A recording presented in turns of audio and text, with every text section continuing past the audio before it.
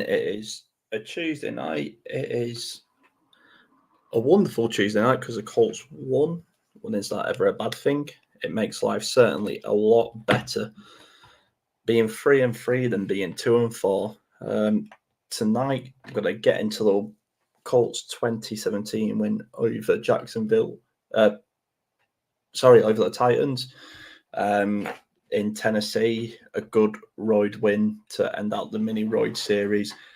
And back to Lucas Oil this Sunday to take on the Miami Dolphins. Just make sure I'm all set up here. Excellent. So let's start. So the Colts win 2017. To get into the stats of the game, because it wasn't a pretty game. I mean, I do these streams mainly on a Tuesday to give myself time to cool down, forget about the emotional reaction and actually look at the game. But Sunday's win was just boring, right term, a poor performance, but we got the win, so I guess that papers over the cracks for now. I think it was Shane Steichen that said it best on these post-game, which was an ugly win is better than a pretty loss, which, yes, I agree with to some extent, but you have to look at the bigger picture. So the game stats, so I'll quickly go over them. The Colts had a total yards of 269 to the Titans 241. We had 189 passing yards, and we held the Titans to an impressive 95 passing yards, and the Titans had 146 rushing yards, and they held us to an impressive 80 rushing yards. So scroll down here. We had more first downs, 4 more to be exact. On third down, we went 7 for 15. They went 4 for 11. Fourth down, we both went 1 for 1. Total plays on offense, 66, and they had 55. No sacks for either team, 5 punts apiece. Penalty yardage. Now, obviously, this is the big one and was a big part of us winning. The Titans had 11 penalties for 113 yards, and we have 5 for 40. Maybe got away with one. We'll come to that later. No fumbles, one interception apiece, and time of possession. Very even time of possession. The Colts clocking in at 29 minutes, 28 seconds, and the Titans clocking in at 30 minutes, 30 seconds. So about 30 minutes each there, which is absolutely...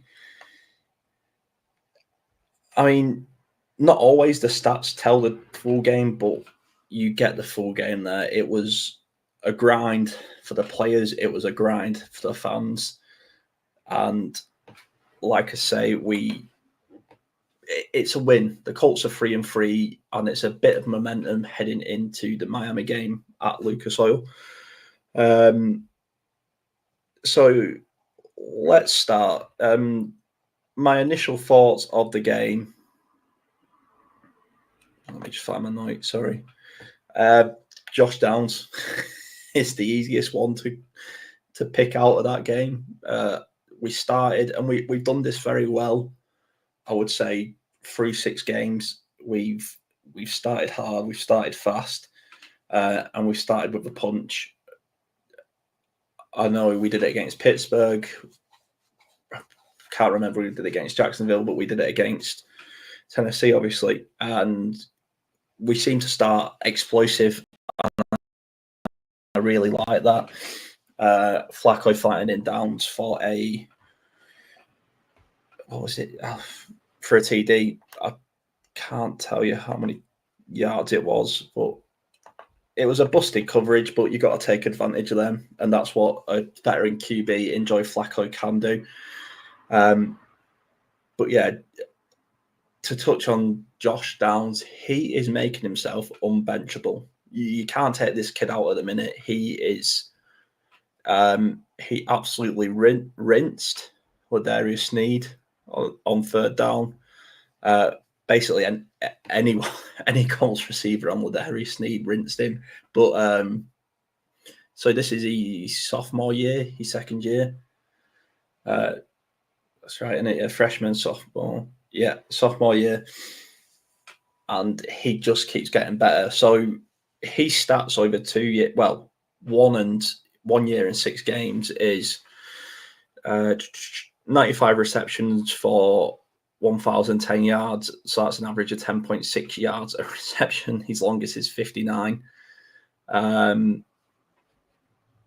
he has, I've got it here. I don't have it. I'll just got rid of the tab. So I'll just load it up quickly, but I'm pretty sure it is. Yeah, 4 touchdowns, which obviously doesn't seem a lot, but if you take into account AR being out the whole of last year and having to work around that with more running and stuff, 4 touchdowns, he'll definitely get more than 2 touchdowns this year because he won't be slept on as much. So, yeah, I mean, this game alone, 66 yards, 1 TD, 7 receptions. He's a stud, and Elliot put this out on the socials that Chris Ballard, he can have his criticisms and he can have his cons, but when it comes to a draft, his draft is pretty good, and people will say about Ballard that he misses here, he misses there, and like, name me a better drafter than Chris Ballard. I personally can't. I think he's a bit lost in the modern NFL world because teams are built to win now, and you have to win and you have to show something, otherwise people are just not interested. That's the way we live. So I think he's a bit lost, but I think we have to give Ballard his flowers with, the likes of Josh Downs and stuff like that, and Pittman. Was Pittman and Taylor both second round, late second rounders, or second and a third rounder? But yeah, so Tom's joined us. It's nice to see you, Tom. And Downs and Pittman playing Downs, yeah, and Pittman playing with a back injury, coming up with a hell of a TD catch, yeah.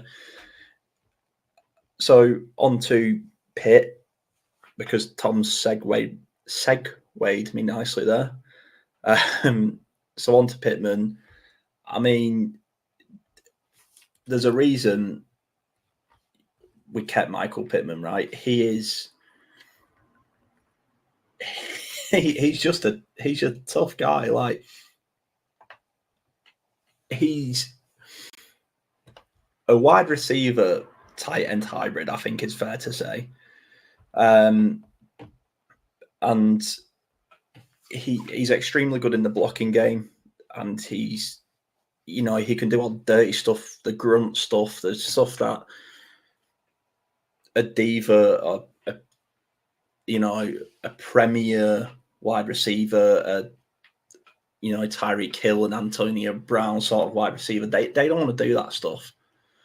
But I think what's good about Michael Pittman for Shane Steichen and even for Frank Wright before is that he's saying to the younger guys, when he goes out there with a bit of a back injury, we obviously don't know how bad it was, but he's sort of said it himself that I want to see how this goes. We're going to see how this goes. I can do it. It's just a bit of a gut check of, if you're 95%, he's playing, and it says to the guys who maybe don't want to play if they're not feeling 100, that sometimes you just need to do it. Obviously, I don't want people going out there getting injured and playing for injuries. That's not what I'm saying, but he's showing the guys that you need to be tough and you need to work, and it's about the team. You put the team first. And I think getting him re-signed was major on a very friendly deal. And Pittman's a wide receiver one to Colts and to Colts fans because we see that a lot of the stuff that the media doesn't pick up on, the media doesn't see, and the media won't recognise him for because it's not a spectacular one-handed catch. But when you've got a secondary player who's defending Michael Pittman all game, going up against Michael Pittman and the tough grinding yards, and it's in a game like this, and then all of a sudden you set someone explosive like Alec Pierce, you set him on an explosive route against his secondary player, or you set a Josh Downs, we see the benefit of that they can take absolutely advantage of a knackered player. It'd be the equivalent of a big Tyson Fury leaning on a smaller boxer, just using his weight, leaning on him, being ugly. And then in the last 2 rounds, you're explosive, and that's the advantage you get from someone like Mike Pittman. So, yeah, and to go up and get that jump ball, I mean, I'll talk a bit. This obviously isn't a Titans podcast, but I'll talk a bit on the Titans defense and why nobody should ever run cover zero ever. But yeah, so a good start for the offense. And pass protection, I've got to give a shout out to the pass protection. They held up well. That's quite an intimidating front four for the Titans. It's a decent front four. But I thought the O-line unit held up well. It was a player who came in for right guard. I can't remember his name now. Obviously, with Ryan Kelly leaving the game, Bartolini had to step in again, and I thought he played very well. That was it. Dalton Tucker. Obviously, Will Fries suffered the injury. That was it, yeah. So Dalton Tucker came in, and the run scheme wasn't really there. And I know you can put that down to Jonathan Taylor not being there, but sorry, I'm just getting Dalton Tucker up. 24-year-old Dalton Tucker, his first start, I believe. So, cheers, Tom. Yeah. Tom bailing me out. Dalton Tucker, quicker than Google. So I thought the pass protection are good. The run game. So the Titans went very heavy on stopping the run game, which I didn't really understand considering we had our second and third running back in there and Joey Flacco at QB. I don't understand why they really sold out to stop the run for some reason. To force Flacco to throw it, but that's what Flacco is very good at, throwing against blitz coverages and that short, medium routes. So I didn't really get their game plan, but yeah, so back to my notes. But that was about it really, because we sort of stalled after that, and I think the game became a bit ugly. Both teams became a bit like sloppy on execution side of things. Then the Titans pegged us back with a blown coverage, and that was I knew I had it somewhere in my notes. Gus Bradley, he can't escape even on a good day for the defense, because I mean, I saw this and I thought it was a good point, because I don't really want to give Gus Bradley all the criticisms, and regardless of who is the opposing quarterback, when you hold any quarterback to 95 passing yards, that's good, and that deserves recognition, especially with the injuries you get. Injuries have been an excuse, so I've got to say, when you got them injuries and you still get that result, that's really good. But if we just look at the rushing stats quickly for the game, I know I said it earlier. Get them up.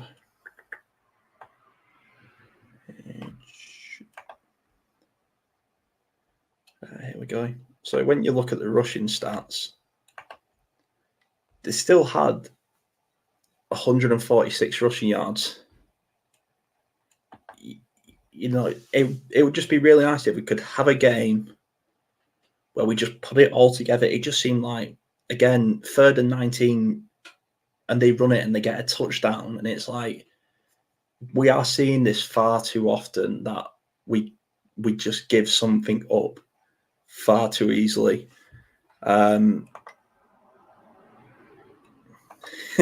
Still can't decide if the defense played well or Will Levis just stinks. Yeah, my thoughts on Will Levis is he's a worse version of Carson Wentz, and that was always my thought on Will Levis, even before draft night.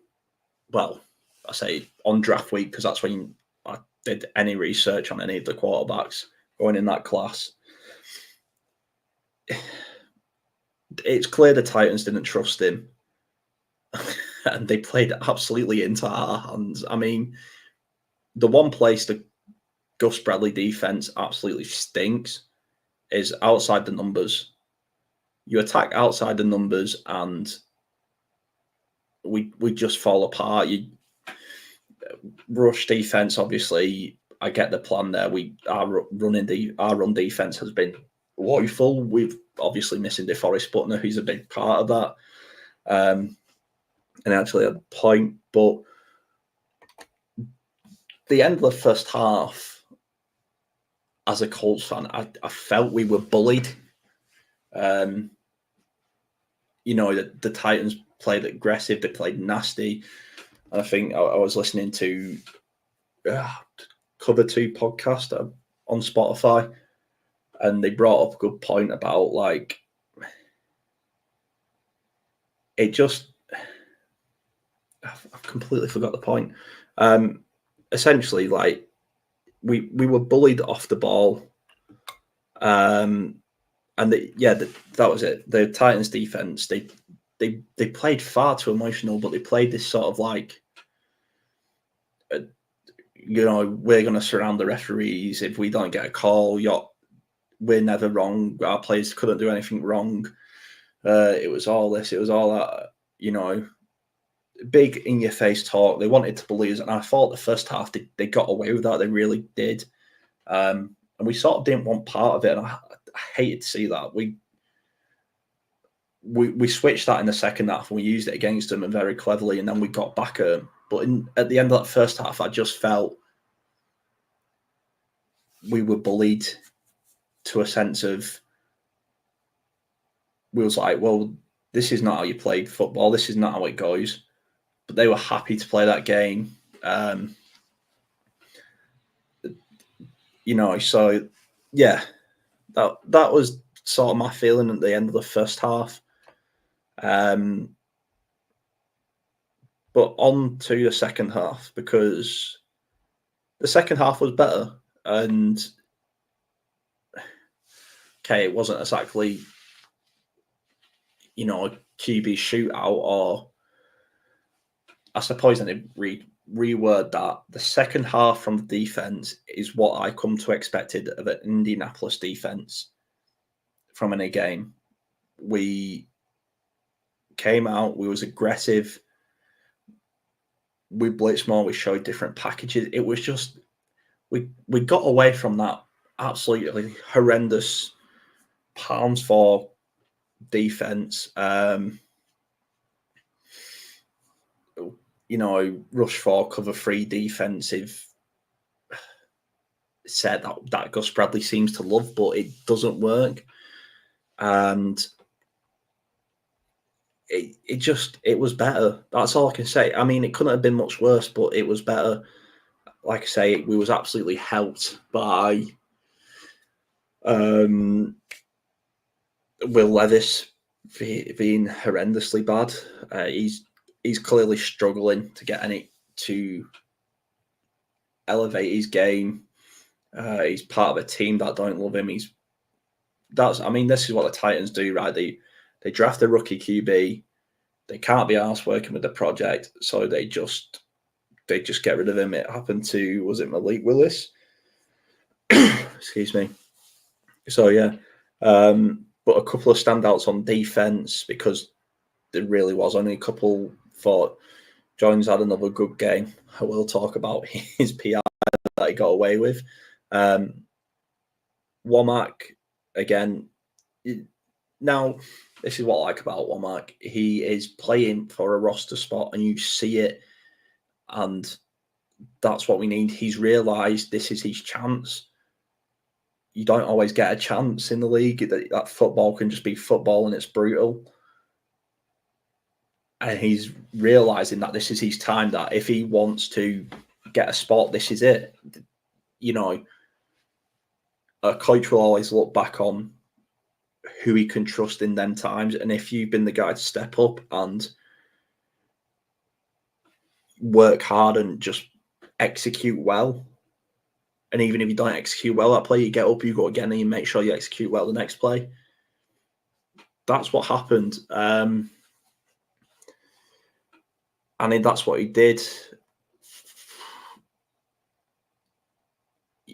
You know, the defense is really yin and yang at the minute. I suppose my gripe is if you're drafting a first round talent, and you're drafting, rightly so, you're drafting at 15 Latu, who a freak. I love the kid. But for me, you can't draft someone in the first round if you think they're only good for pass rush. If you think that's all they're good at, and now we've obviously seen them step in a lot more because of injuries. But if you think, you know, oh, this player, he's elite at pass rushing, but nothing else, so we're just going to play him when we think they're passing, it's a waste of a pick, and you shouldn't do it. I like the fact we're using more. He got a stop on that run with Grover on the 4th and 2, something like that. So it's not a dig at him, but I think at some point, if you're Gus Bradley, you're saying no, we like our guys. I absolutely trust all our young rookie secondaries, 7th round pickers, secondaries. But I'm going to limit our 1st round pick, Latu, to just pass rushing. And I really don't get the game plan from a Gus Bradley point of view there. Like, and also what annoys me is, if I was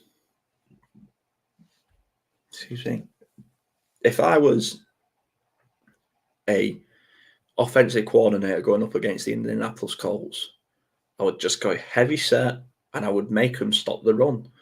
And I don't get why I'm not give myself a hiccup. I don't get why more teams haven't done that.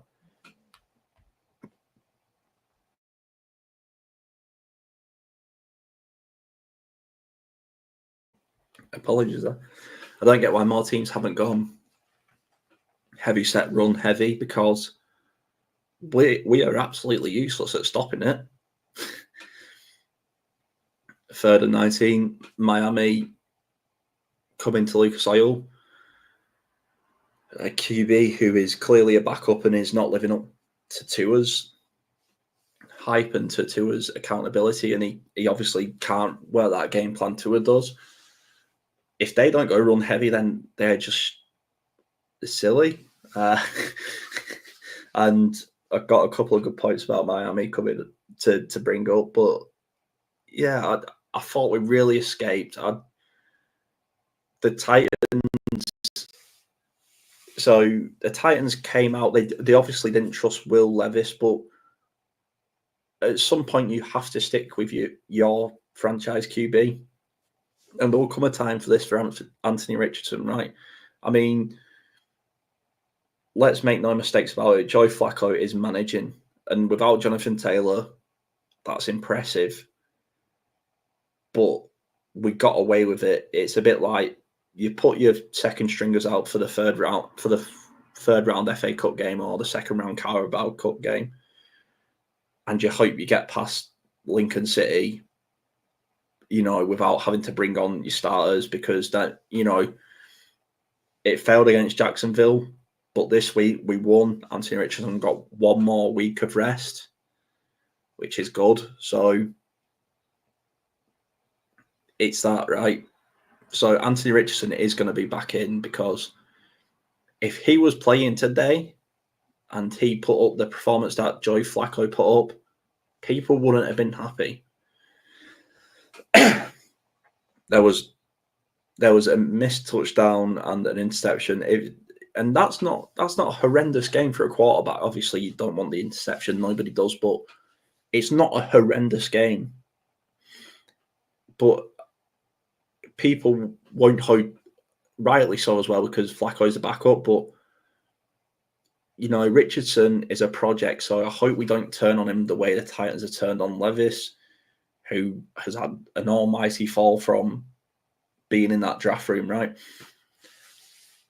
So that's the second half. Like I say, it was a grind. I didn't really get off my chair once. Penalties and referees. Let's talk about them. Everybody's favourite subject. Just got a comment from Tom. As well as Flacco has played, need to get Richardson back in to get more reps. He needs more. Yeah, right. And this is what I went the long way around. Tom summed it up perfectly. This is what I was trying to say. He's a project. He needs more reps. He needs more time. We've seen. I've seen a clip of Peyton Manning come out where he's like, "Why are they taking these guys out? Leave them in. They need to learn." He broke the rookie interception record. Leave them in, and you can say Richardson's not a rookie. He is a rookie. Absolutely, he's a rookie. And it's all good learning experience. Joe Flacco, a veteran, I think has shown over the past couple of weeks to Anthony Richardson, look, every play doesn't have to be a highlight. If the defense is giving you 7 yards, take the 7 yards. So yeah, as well as Flacco's played, and he's a bit of. It's a bit of a throwback to the Phillip Rivers era, right? Indianapolis. So yes, he's doing a job, but we need to build around this kid now. That's what we need to do. So referees and everybody's favorite topic, referees, zebras, umpires, whatever you want to call them. It's not just the NFL, it's every sport at the minute. We always seem to come away talking about referees, and it's not what we want to do, and it's not what we should be doing. And I get why Titan fans are pissed, because it was definitely a pass interference. The annoyance for me, because we got away with one, right? If the shoe was on the other foot there, I would have been screaming for a flag as well. But the annoyance with a lot of fans will be the way the referees were calling that game. It was strict.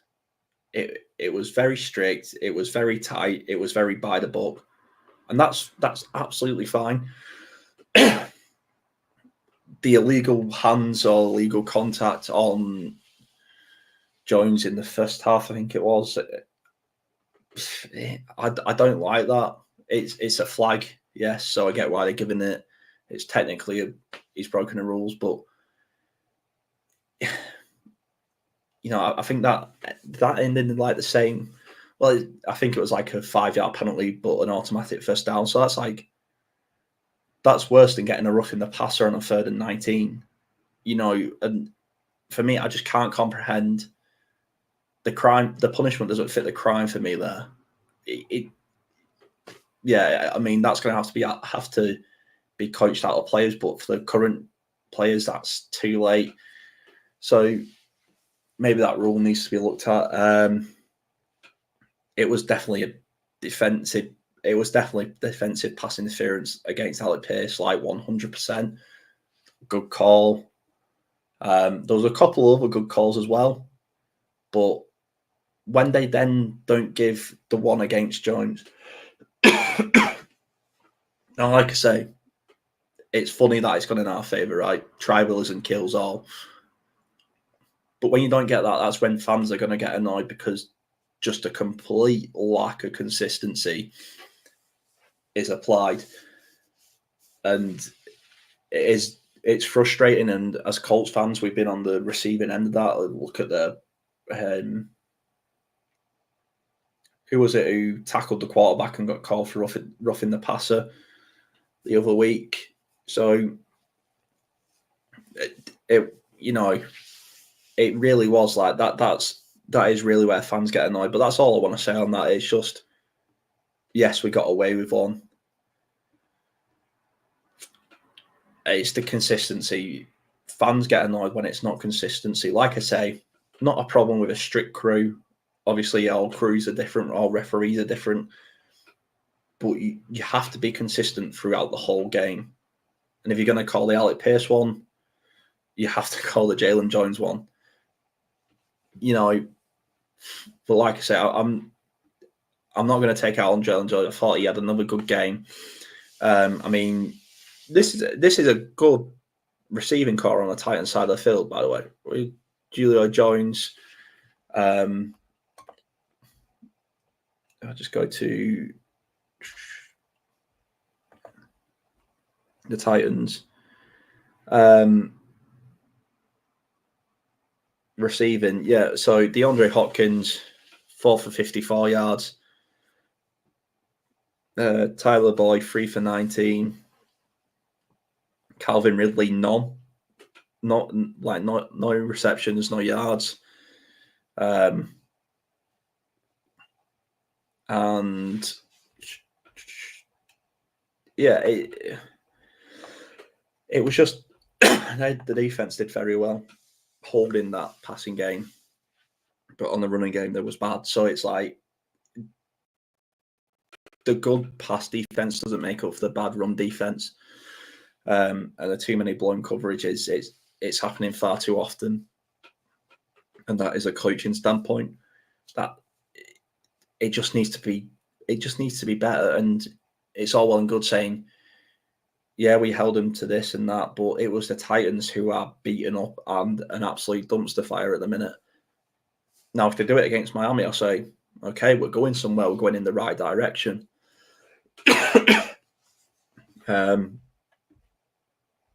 Yeah, so second half, I suppose the main word is a fight back. I thought we really got away with extremely conservative play calling from Shane. And this is where a man of the match, and just if there was such a thing as a walk-off punt, right, that should have been it. That punch should have just ended the game. No need to play that last down. That punt just absolutely killed that stadium. And we love special teams. We have here and we will do because of McAfee and Vinatieri. But I think a big shout out to the special teams unit.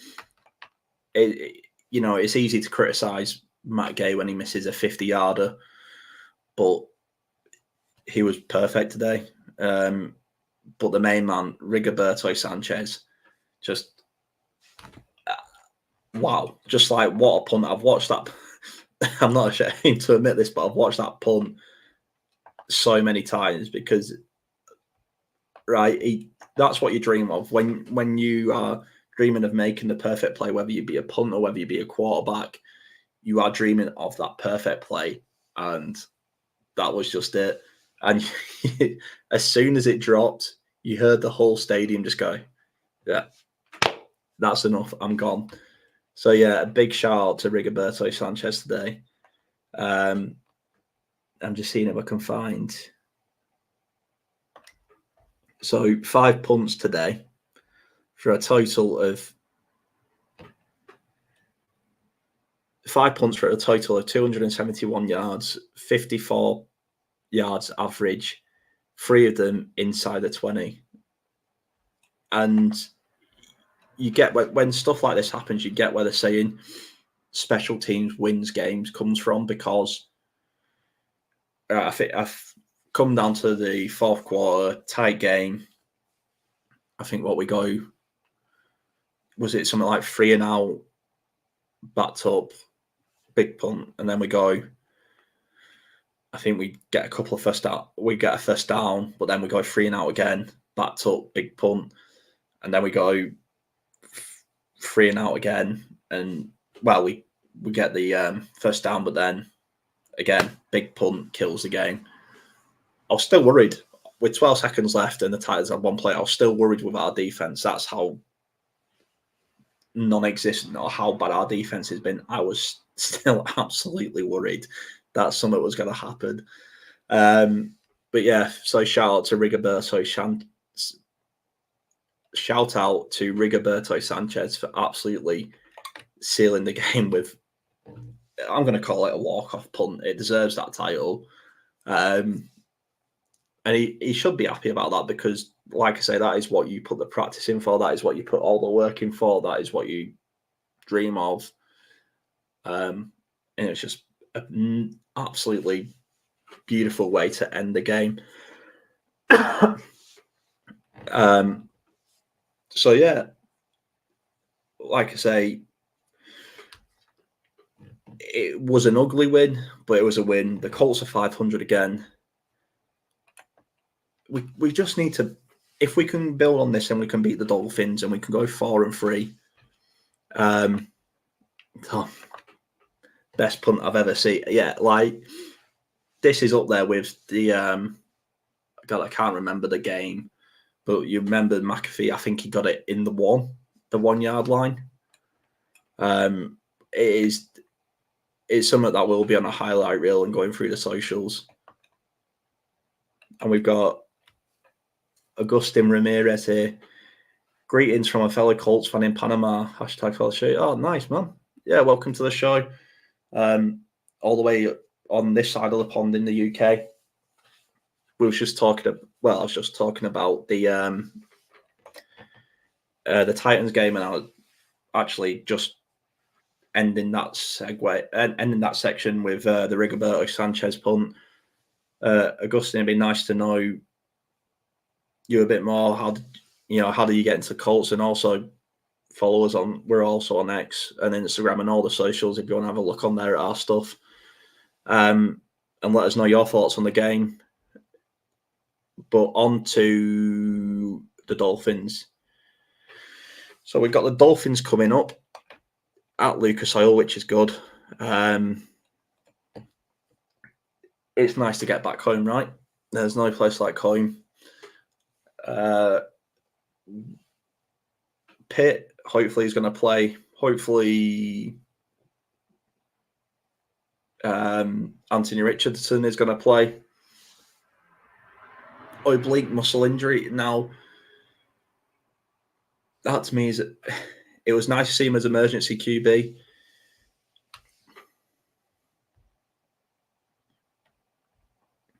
If we give up more than 2 TDs to Tyler Huntley and the Dolphins, Gus Bradley seriously needs to go.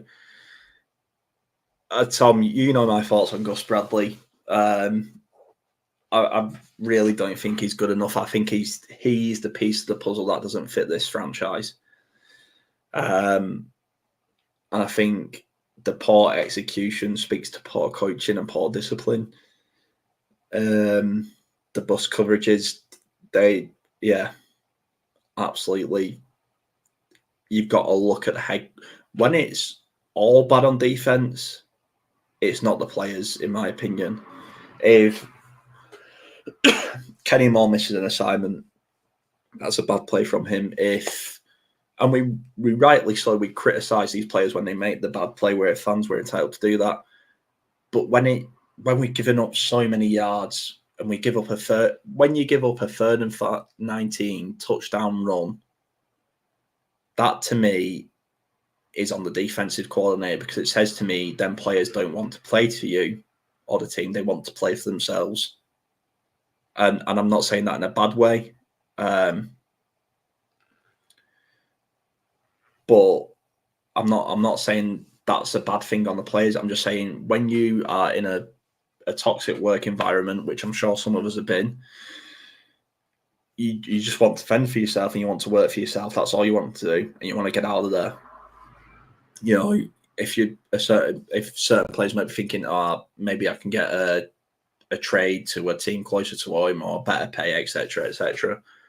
And that is my gripe. Couple of comments, Tom. I could be wrong, but I think Butner is also able to come back off IR this week. I'll look into that. And Augustine, this week is very important. If by chance Houston loses to Green Bay and the Colts beat Miami, week 8 will be a showdown. Bloody hell, yeah, we are not that win took us into second place, right, in the division. I'm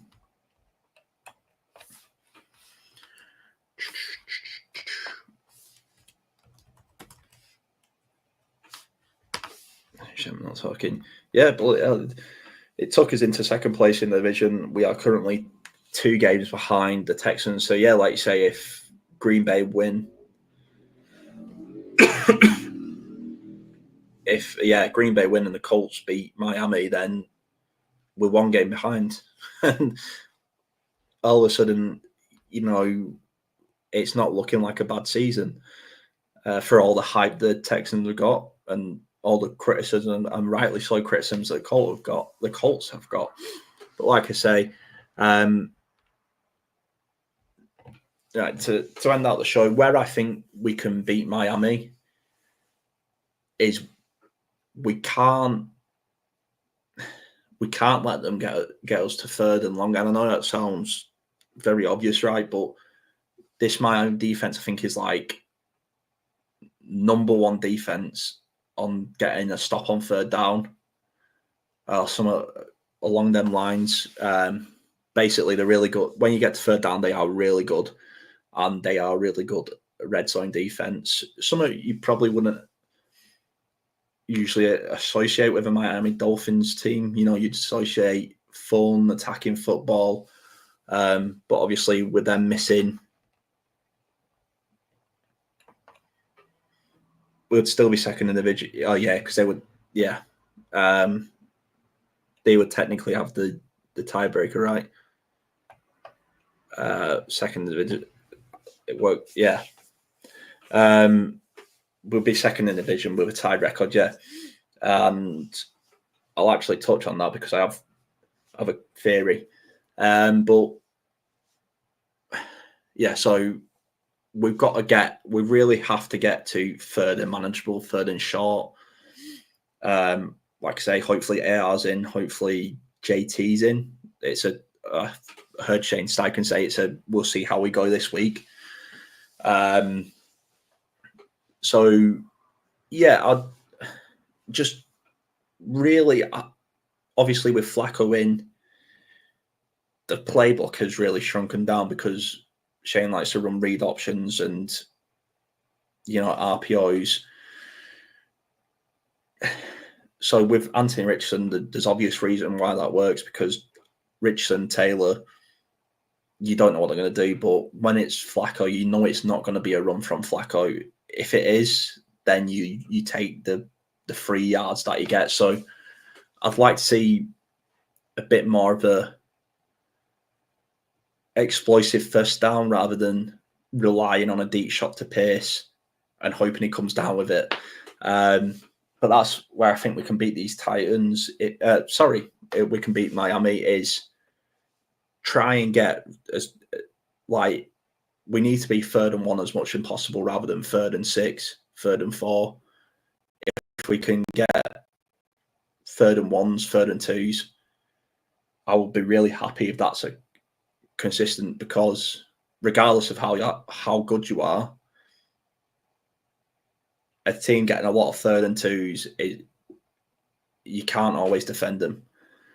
And that's my game plan is we need to go more explosive than just trying to just relying on the deep shot, which has worked for us this week. It almost worked last week. But we need to get away from relying on that. Obviously, the run game was a bit non-existent this week because, like I say, the Titans played really aggressive, sort of like we're going to believe football, but that backfired in the end. So just to end the show with a bit of AFC South chat then, like Augustine pointed out, we'd be second, but we'd both be on 5 and 3. Even after the Texans' blistering start and beautiful team and Super Bowl contenders, because that's what medias like to do. So there is potential there for, like we say, there's a lot of ifs, buts, and maybes. But if the Texans lose and we win, we'll both be we'll be 4 and 3 heading into that game, and they'd be 5 and 2. So we'd be technically 1.5 game back, but we'd be 1 game back. Let's keep it simple. Now, my theory with the Texans is they've gone out and they've paid a lot of people, and they've got a lot of pieces.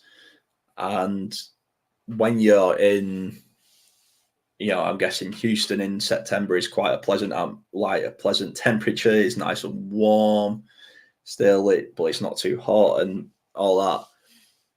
Spring, autumn, fall. It's a pleasant time for these older players who have been paid quite a bit of money to go and play, and the feeling like they still got it. But when you get to the later days, the colder, the horrible, short, dark days, I've got a feeling they won't be as up for it. They're a bit older, a bit like, why am I doing this? So my thought on the Texans is they will come out blistering, which they have done, but then I slowly think they will start to fade away. And that's just, I really think we can really sneak over them at the end of the season. I think one of the positives of sitting AR the last 2 games was that he saw how to effectively use Josh Downs. He needs to hit those intermediate passes effectively and let Downs do damage. Yeah, and I think that's a very good point, and I really like how you've explained it, because regardless, right, if you're a young 22 Anthony Richardson, he's eager, he's a good kid, he's always looking to be better, which is nice. But when someone's like that, they're always willing to learn, and that is one of the best of it. Apart from availability, coachability is the best ability. So if he's willing to I don't have to be Superman. I can just take the 3-yard pass to Josh Downs, and I know he can get 6 or 7. He can get 4 yards after the catch. Then he really needs to absorb that like a sponge. And I think I was just saying before, is like, you look at these 2 games, right? You look at they had a block of games, Titans, which we won playing our second string. The Jags, which we lost playing our second string, and Pittsburgh, which we won playing our second string. If we had any sort of defense in Jacksonville, we would have won that game quite comfortably. So you've got to look at if I'm thinking about Shane Steichen, he's probably thought, right, if I can go out there and play my backup QB and he can get us 2 wins, great. We just wasn't expecting that win to come against Pittsburgh and against Titans. Was expecting it to come against Jacksonville and the Titans, if you could see what I'm saying. And like you say, yeah, if Richardson can learn, right, so you got the run option, JT, you got the read option, which is himself. If he can learn that Josh Downs option, we truly have something special in this offense. I've seen a lot of comparisons to T.Y. Hilton with Josh Downs, and I think sort of, but not. I think T.Y. Hilton, well, he was called the Ghost for a reason, right? He had the absolute ability to just ghost into 3-man coverages somehow and come out with the ball, whereas Josh Downs kills defenders at the start of his route, and it's unreal. Go and watch. I encourage anyone to go and watch that. Was it the 4th and 2 or 4th and 3 or something like that? He kills defenders at the start of his route so good, and if he's willing to keep learning and keep training as well and keep wanting to be better, sky's the limit for him. So yeah, the Colts are 3-3, and hopefully we can get a win against Miami. I just want the very last point is to go play action boot with Joe Flacco. We very could have easily been looking back at that and say, why on earth has he done that? That's cost us the game. We lost in overtime, blah, blah, blah. But it worked. And, I think being conservative doesn't win you games. It didn't work for Frank Reich. It just doesn't win you games. There's being clever and then there's being conservative. I think he went very conservative. And I get chewing clock. I get all that game management. But when he ran that play action boot, that's when you saw Shane be clever. And when Shane's clever, I don't know of a better head coach than Shane Steichen when he's really on form. And that's it. And then to end out the show, because I think this was a good place to end it, I think the Titans head coach are far too emotional. And emotional coaching doesn't win you games. It doesn't win you championships. I think what Dan Campbell did so well was he came in with emotional. With his heart, he came in with his heart and emotion, and that earned him the respect of the locker room. And then he switched to, coaching mode. And I think Shane Steichen has done a bit of that as well. But I think the Titans head coach was all over the place. And when your head coach loses his cool, your players do. And I think as soon as they didn't get that defensive pass interference, they didn't want to know. That was going to always be their excuse. So, yeah, I think we have a great head coach, and I don't want to get carried away, and I don't want to let a win paper over the cracks of a poor performance, but we're 3-3. We're not 2-4. This season is still good if the players can just hold out. And then to end it more positively, obviously we're winning the Super Bowl. And my prediction in the preseason was that we went 13-3, and somehow that is still a possibility that we go 13-3. But no, I'd like to thank everyone for watching, from the regulars. Tom, amazing to see you again, and Augustine, brilliant to have someone from the other side of the world come in and join us. It's absolutely amazing. So please like and subscribe, so then we can always chat like this, and hopefully I'll be doing the show Thursday night. If not, it'll be after the game on Sunday. Just one last one from Augustine. Interesting fact from the Titans: Colts didn't allow points in the fourth quarter for the first time in 6 weeks. 61 points. Wow. Yeah. First time 61 So in 5 games, we've allowed 61 points in the fourth quarter. Yikes! But we're somehow still better off than a lot of teams. And football can just football, right? You can have all the stats in the world and everything, and all of that. That's a great fact. But football can just football sometimes, and you get a call go your way and you win the game. But anyway, I think also, if you're interested, the Colts have an exact 0 on touchdowns allowed versus touchdowns gained, if that's right. A 0 touchdown difference or goal difference, technically. A 0 point difference, including goals and field goals and extra point conversions.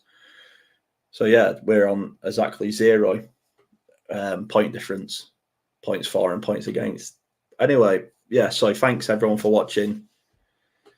Like I say, Gustin, subscribe to the channel so you can always come in and give us interesting facts like that.